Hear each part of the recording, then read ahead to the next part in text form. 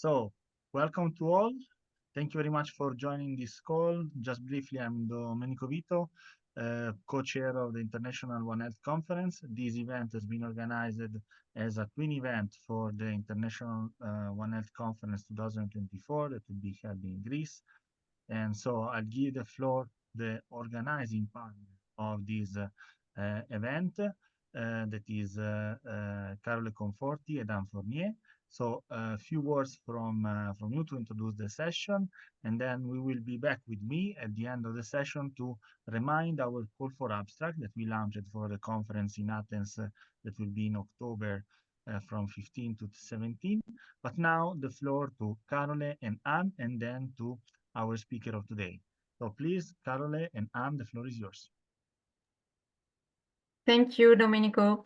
It's a great honor to introduce Guillame PetitJean, French economist and author of the books on the importance of trust in the economy.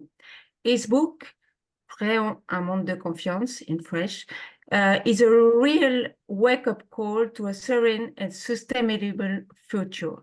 Guillame PetitJean studies the impact of an economy based on human values and customer relations.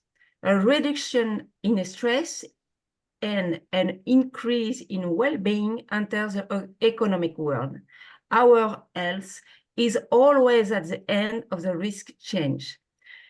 Thank you, Guillame, for sharing your experience of One Health events. I give you the floor. Okay, thank you, Anne. So shall I start? Yes? Okay, so before I start, I will apologize for my English because it's been a long time and I haven't practiced.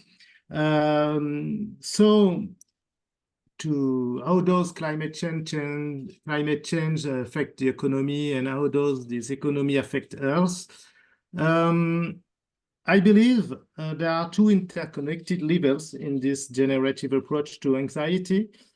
The fear of the consequences of climate change and the fact that these are linked to global economic activity and therefore partly due to human responsibility. And without having specific knowledge about climate change, I will not directly address this topic, but rather its impact on the world of work. Firstly, without entering into the debate about the extent to which climate change is due to human activity, we can at least start from the premise that it has an influence. And objectively, this influence has a physical and psychological impact on humans, which naturally has repercussions on their economic activities.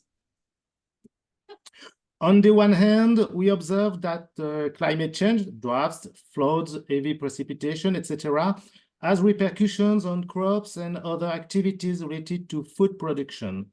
This generates increases in commodity prices and, by extension, affects people purchasing power, causing financial trouble for the majority, which can also lead to physical or psychological stress.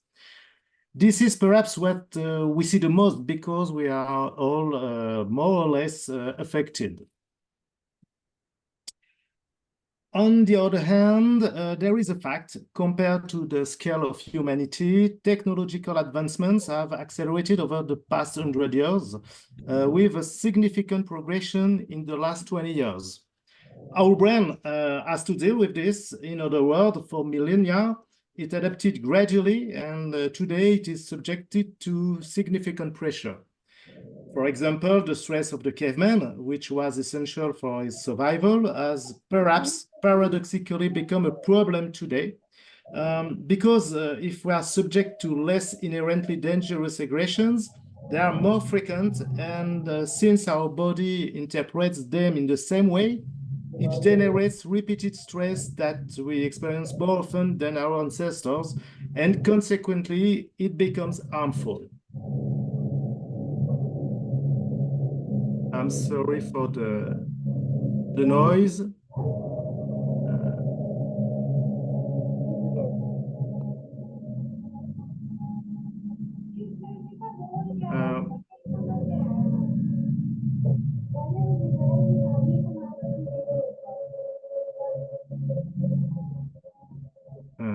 I'm sorry because the noise is, can we stop it? No?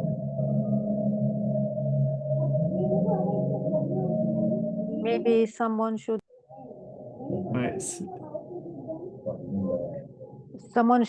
mute.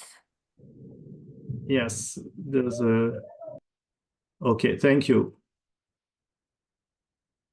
So, okay. Thank you for the noise. This stress is linked to, okay.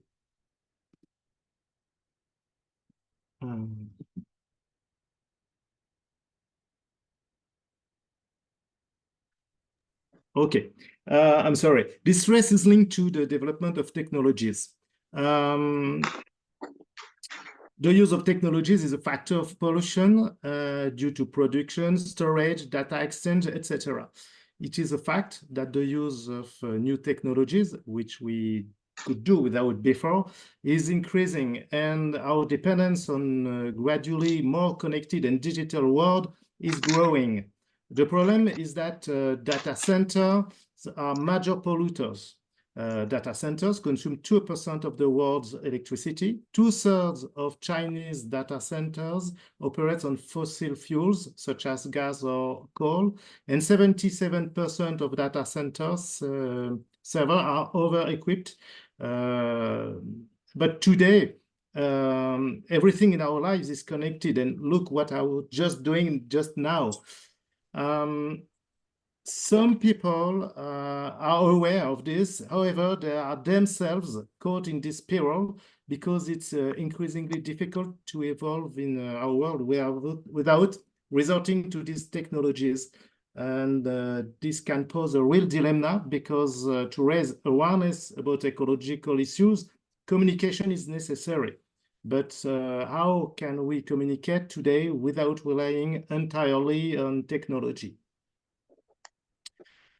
Technology generates informational overload.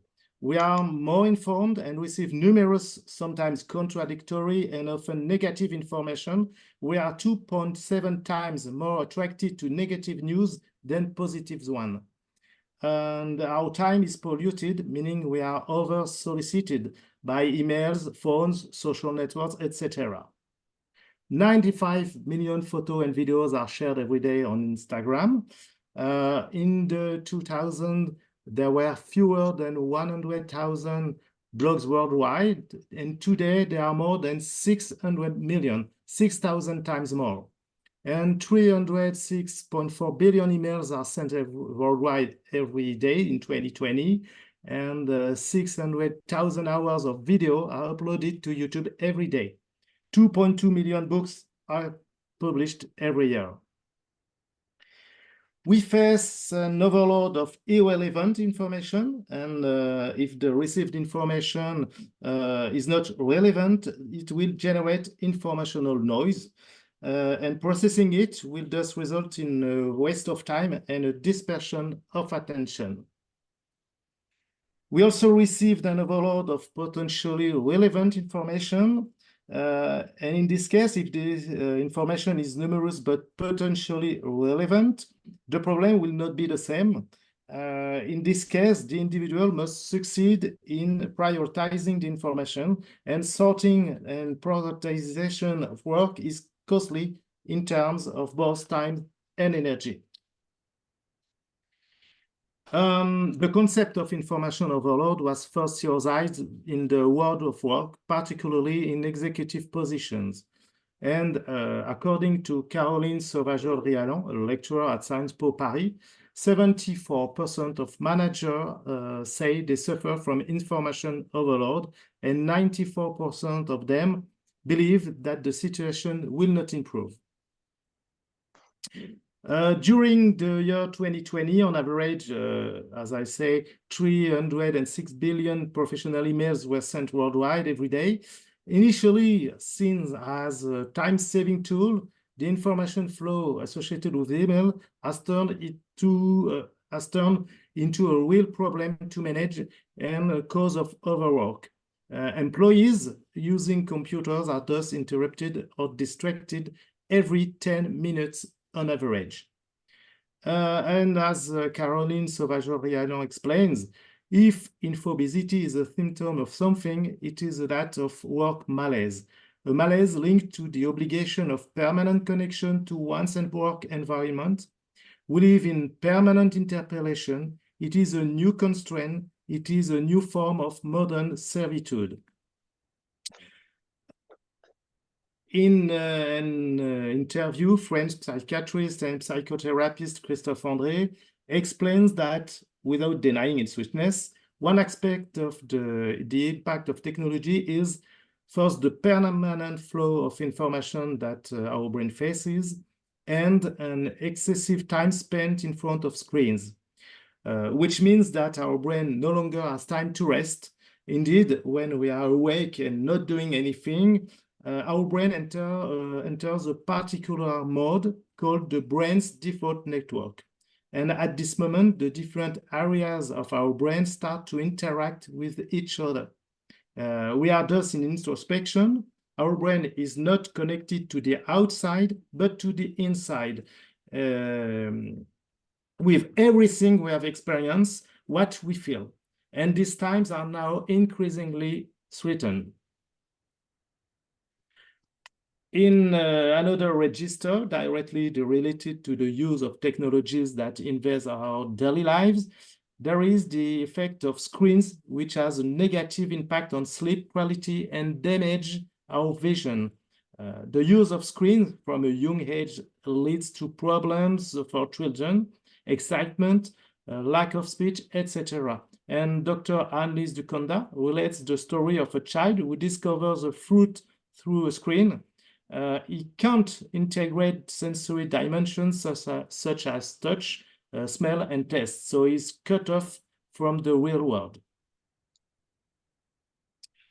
We are also witnessing the development of feelings of insecurity, dependence, and mistrust linked to technological evolution that seems to surpass us. American writer and researcher Eliezer Yudkowsky, an AI specialist, issued a warning to The Guardian on February 17th, 2024. And according to him, AI could lead us to our demise and to destroy all humanity. And in parallel, in an analysis published in mid-January on the blog of IMF, its managing director, Kristalina Georgieva, estimated that AI could have an impact on 40% of jobs worldwide, particularly in developed countries. A technology generates economic uncertainties, and according to Samuel Lacroix, a journalist with a degree in philosophy, economic uncertainties lead to a double phenomenon. On the one hand, employees who may feel insecure due to demands for flexibility or even fear being replaced by technology. And on the other hand, employers who, as a result, suffer from the loss of motivation and commitment from their employees. However, as says the Italian philosopher Michela Marzano, trust assumes a certain stability in the relationships between people. So how can we talk about trust and stability in an economic world dominated by uncertainty and constantly demanding adaptability and flexibility from employees? Technology generates uncertainties about the future. According to the 2010 Fagan survey, the most recent available on the subject, 6.3% of men and 4.8% of women say they don't have and don't want children. However, this doesn't provide an indication of the motivation beyond this choice. It can be noticed that the subject is more and more present in the media and conversations. So we can think that this trend is asserting itself as a choice linked to the fear of the future. Globalization accelerates with the opportunities offered by technology and leads to a more financialized economy and less human, which is in position with employees' expectation of meaning in their work. Today, employees are ever more numerous to wish that company and their work have meaning and are in line with this value, which are linked to respect for humans and nature. This is a good thing in itself, but it can also lead to discomfort if their values are not aligned with their professional activity or the commitment of their employer. Another point, companies' activity can turn employees eco-anxious, as shown by the example of a woman responsible for organizing travel within her company. For her, it's a moral dilemma to book flights when the trains could be used, and consequently, she wants to leave her employer, but maybe she's financially bound.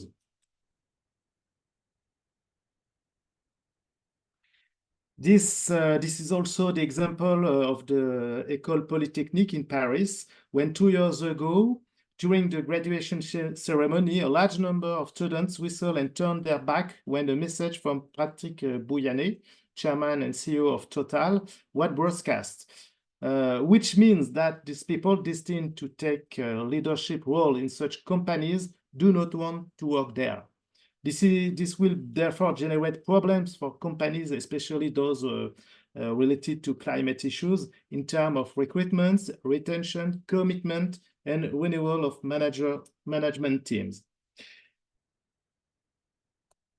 Globalization tends also to reduce the time to perform quality work.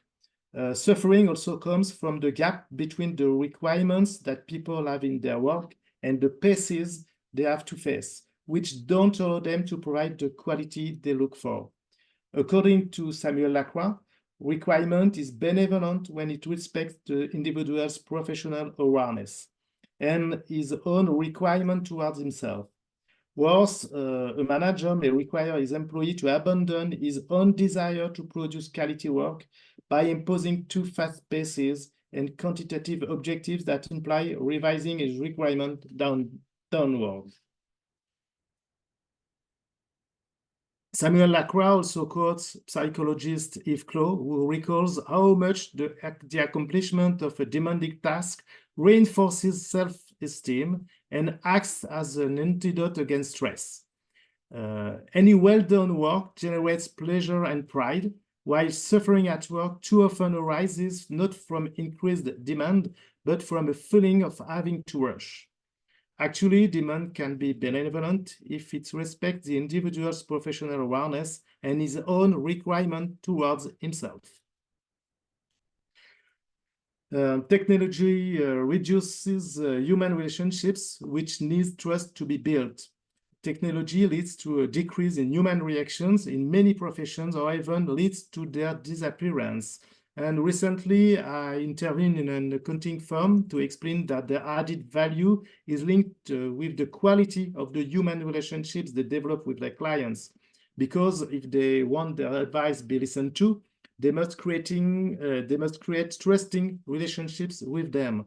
But the employees I faced were disillusioned because automation in their work profession means that they no longer meet their clients and that the times for exchanges are greatly reduced. The problem is that all this pressure related to the environment and the economy is felt in human relationships. And this is a problem because being positive boosts the brain, as explains Catherine Guéguen, who is pediatrician. And she says, growing up surrounded by empathetic and warm parents and adults promotes the production of oxytocin, a molecule that provides well-being and reduces stress, and dopamine, an hormone that stimulates motivation, pleasure in living, curiosity, which gives impetus to develop projects, achieve goals. On the contrary, stress not only blocks this secretion of dopamine, but it also produces molecules such as cortisol, which are toxic to the brain. In conclusion, what is the relationship between values and economy? Today, we should all look to achieve a double challenge. increase the performance of our companies, and transmit a healthy world to future generations. These two objectives are essential because they are linked with the future. Actually, the economic engine represented by companies is essential, but if it's at the expense of our health and nature, it serves no purpose and makes no sense. So to move forward in this direction, values related to respect and honesty are essential because they're the only sources of performance that allow us to inscribe ourselves in the long term. The interest is that working with partners who share these values saves times, reduces risk, opens fruitful collaboration perspectives. And so these three aspects significantly contribute to improving performance. Moreover, today it's important to provide pragmatic answers to related challenges, to recruitment and management, to relationships with all our partners, customers, prospects, suppliers, etc. And of course, to margin control because a company is a profit center. So seeking to achieve more result with less stress and pleasure is not an option. It is strategically essential. And people who think that stress makes them perform better are mistaken. Actually, stress is blocking and distorts our perception of reality. And according to some studies, stress generates 70% of inappropriate thoughts compared to the situation we are facing. Sorry. According to estimates by the World Health Organization, by 2030, stress-related pathologies will become the most debilitating and widespread health disorders. It has been shown, for example, that people who live in precarious and dangerous environments have increased risk of depression, cognitive disorders, cardiovascular diseases, and strokes. In contrast, pleasure is a real source of performance. And for many people, relationships based on values of respect, honesty, and loyalty generate pleasure and trust. This is why I believe in trust. But you don't decrease trust. You deserve it. And for this reason, I really think it's the winning strategy to achieve this double objective, which consists of increase the performance of our companies and transmit a healthy world to future generations. In conclusion, trust is strategic. Maintaining trusting relationships among the various partners and ecosystem generate a virtuous cycle. And the starting point is the client relationship. Employees trust management focused on the quality of the client relationships. The company, recognized for its value, attract the trust of new collaborators. Suppliers trust in respectful relationships where requirement is mutual. Competitors or peers trust in loyal relationships based on client respect. And lastly, the company can rely on a network of trust partners. This operating mode replicates itself within each contributing company, forming a high-performing ecosystem where the notion of interdependence is understood and each actor finds an objective interest in the exchange and thus develops a serene professional approach. The challenge is, though, through honesty, respect, and loyalty, to develop trusting relationships, to add value and meaning to work, which are sources of recognition and pleasure, which in turn are performance drivers. In conclusion of this point, what we sell, of course, but also how we sell it influences the world we build. So the question is now how to manage the relationship between technology and trust by addressing the point we have just discussed, the use of technology, which is a factor in pollution, technology that generates information overload, technology that generates economic uncertainties, technology that generates uncertainties about the future, globalization, which leads to an increasingly financialized and less human economy, and the pressure related to the environment and the economy, which is felt in human relationships. So thank you for your attention.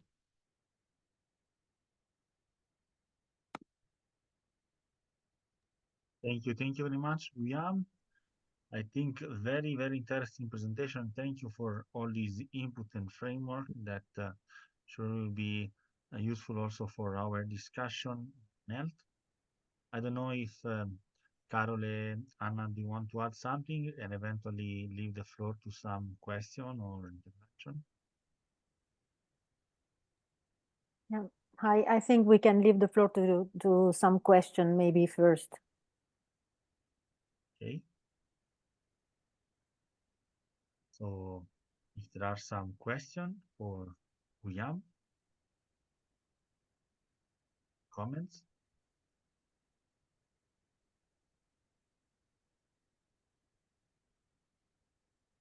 I hope it was clear and my English was enough. No, was perfect. And no worries, Guillame. And maybe I will break the ice on this. So I very right. No, it's Okay. So thank you very much for the presentation, first of all. And thank you also for pointing the attention on the trust, on the system, and I mean on the ecosystem of actors inside an ecosystem of activities, a community of practice. And that's something that sometimes we didn't focus anymore in when we're thinking about economy, no? The good economies are properly based on the trust between each actors and so on. And talking about health, my question is, how do you think is possible to, to like foster this trust among actors, also, for example, including into the health ecosystem, also maybe environmental actors, agencies, or bodies that are more dealing with environment rather than health? Because there is sometimes there is this, you can say, working in silos approach that we are trying to overcome, of course. As I understand, I think everything is linked, and what you do anywhere will have an impact on all the other aspect. So that's the reason I think trust is the meaning point, because you have to think of the ecosystem, and you have to be aware about all the consequences in the ecosystem. And when you think something, and when you think doing something right, maybe you have to ask the question about the dark side of this act, of this right. I don't know if you understand what I say, what I mean.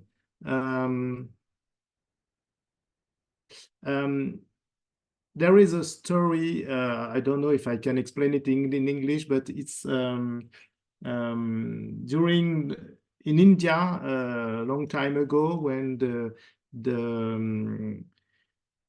English was there. In Delhi, there were a lot of snakes in the streets, and the English says, "Okay, we pay when you bring us a snake." And what the people do, they raised snakes and bring more and more and more snakes. And at one point, the English says, "But now there are more snakes than whenever." So they stop paying for snake, and the people released the snake in the street, and the problem was worse at the beginning. I don't know if but what I want to say is when you think doing something right, maybe it has a wrong aspect. So that's the reason why trust within people is very important.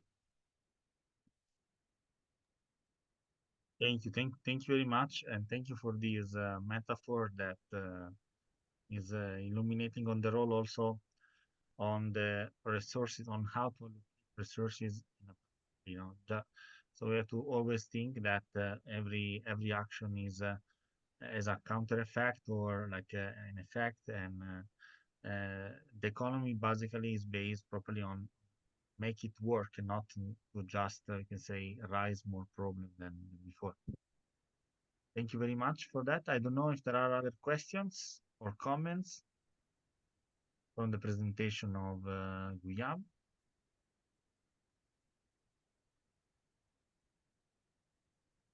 Or Carolela and Anne, do you want to add some? Okay. Thank you, Dr. Fernandez.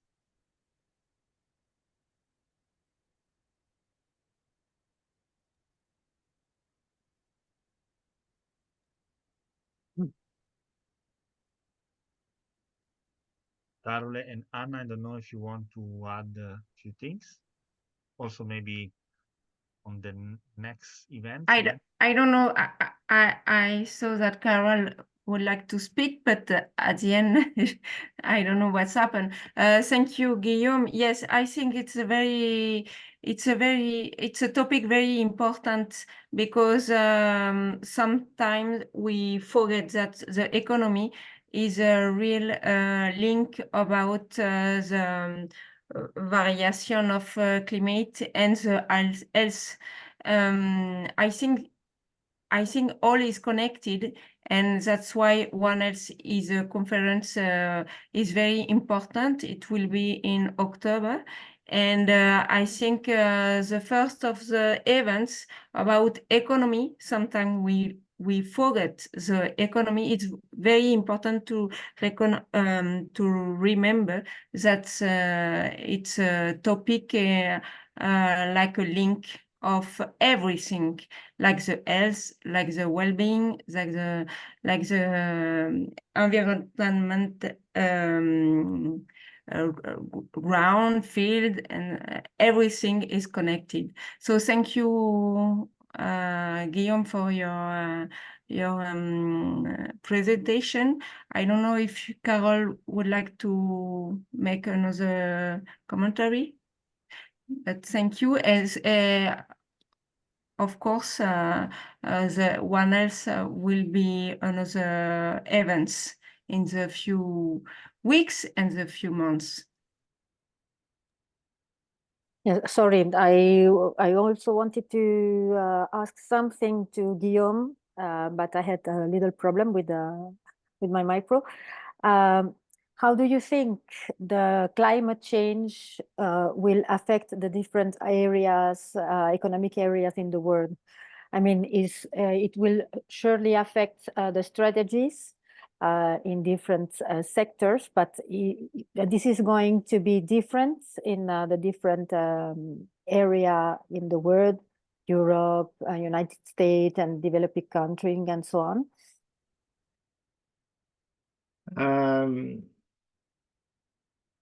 I'm not sure I can answer because I'm not a specialist about all worldwide, but I think there's what we can see that we discover a lot of implication within health and economy, but I cannot say if in the south or in the north, or I don't know. I don't have those. Yes, you know, it's difficult to. Yeah, but I don't know. Maybe maybe the increase of temperature have consequences, but I'm not a specialist at all. I just can say that technology, economy, and health have to deal together, and we have to be aware of this. But voilà, that's all. I'm sorry, Carol. No, no, no. It's also a very difficult question because we don't know really what is going to stress the market and so on. So thank you. I think that some people are aware of this and some people don't think about this. That's the real problem, I think. And maybe some countries have to. It's difficult for some countries to be at the same level that we are in developed countries, and that's a very difficult point to deal with. Yeah. Thank you, Guillaume.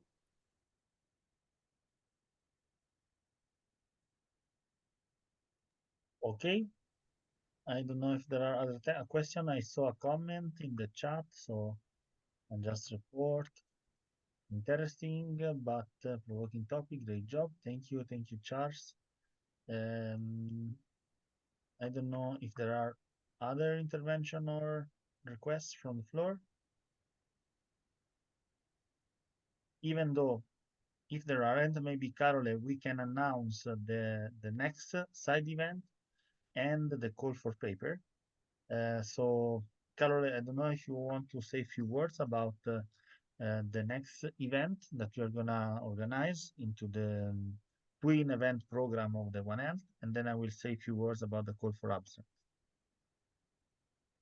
Sorry, from our side in the institute, next side event we are organizing is an event on the field in an area here in Catalonia, in Barcelona, near Barcelona, where we are going to work with horses to embed the production of the ground. So it's a pilot, but we are going to meet there with people in place and then online with all the people interested in knowing much. We don't have the date right now, but we will know as soon as possible. Thank you very much, Carole. Then I will say a few words about the call for paper that we launched for the third International One Health Conference that will be held in Athens, Greece from October 15 to 17, 2024. And the topic of this year will be Mediterranean Humanitarian Crossroad for Climate, Children, Maternal Health. So we launched a call for paper on that. So you can find everything on our website. It is onehealthconference.it. So we are open for now for call for abstracts. Then after the abstract will be the acceptance of the abstract and eventually the request for like a full paper. The deadline, the first deadline is June 15. So you have time to submit your abstract in case you want to contribute to the conference by June 15 through the platform EasyChair. Here there are all the guidelines on how to submit and the template on how to propose the abstract and so on and so forth. The full paper eventually, when the abstract will be evaluated by our scientific committee, and the communication of acceptance will be at the end of June 25. And accepted contribution can present at the One Health Conference in October and will be asked also to a full paper contribution. The full paper contribution will be published on our proceedings. So the proceedings will be on the Medical Science Forum journal that is like a scientific review under the MDPI group. But there is also the possibility for like a special issue on vulnerability and resilience. This is the core topic of our call for paper this year.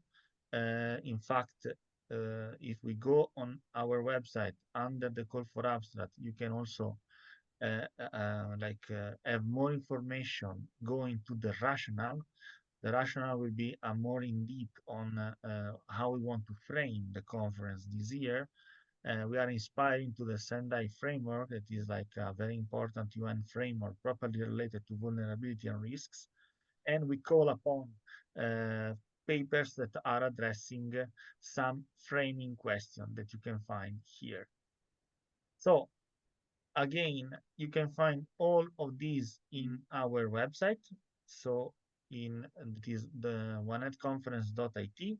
The call for paper is an abstract, it's here, and also the rationale. I will share also in the chat. And we hope that we can have like a great participation and your engagement in this conference. And thank you very much to the organizer of the event for today, Carlo Conforti and Anne Fournier, and to the speaker, Guillame PetitJean, and to all the participants of the session of today. Thank you very much again, and have a nice evening. Thank you. Thank you, Domenico. Thank you. Bye-bye. Thank you. Thank you. Bye-bye. Thank you.